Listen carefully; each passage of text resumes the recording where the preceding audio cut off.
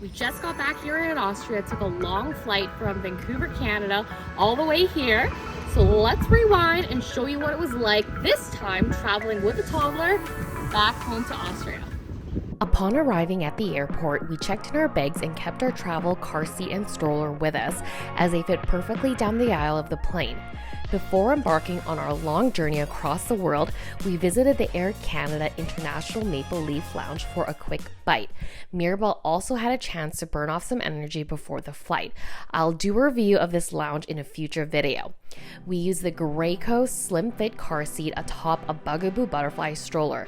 I love this combination as it's super light and I never have to check or gate check these items because they fit down the aisle.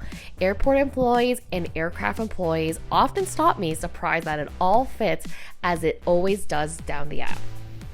Our first flight with Air Canada was a 10-hour journey from Vancouver to Frankfurt. Keeping a toddler entertained for this duration requires a mix of planning and adaptability. I picked some new toys from the dollar store that worked wonders. Mirabel loved a color sticker book that kept her busy for quite a while, and it only cost $1.50. The biggest hit was a stretchy blue giraffe for $3. I brought it out almost every hour to help redirect her when she started to get bored. When those toys lost their appeal, we used the cards in the pocket for some playtime, and then she also played around my feet. We took many walks up and down the aisle, and we also walked around the back of the plane, and there were other moms with littles there as well doing the exact same thing. During meal times, when the aisle was occupied by flight attendants, I resorted to the iPad for Miss Rachel or showed her cartoons on the TV monitor.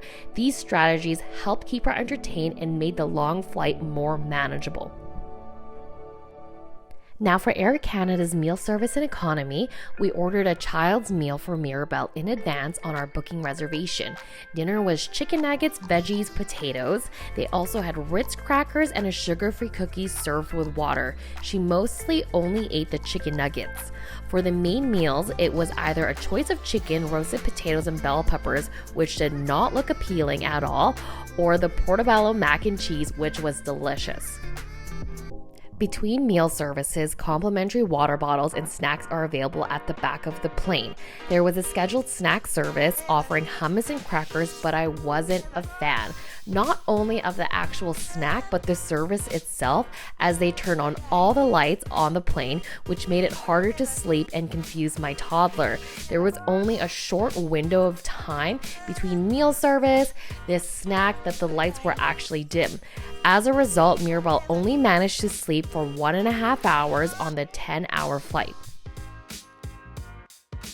For breakfast, we had a light meal of cranberry lemon loaf and a choice of yogurt. During our 4.5-hour layover in Frankfurt, Mirabel took a nap in her stroller. Our final leg was a quick 1-hour flight from Frankfurt to Salzburg. I didn't feel much during this part as I was exhausted and hadn't slept. But in the end, all that mattered was that we made it, and seeing Mirabel reunite with her Oma and Opa was truly special. Mirabel! It's Oma and Opa! Mirabel ist müde. Ist müde, ja. Ja, sehr müde. Das ist Oma und Opa.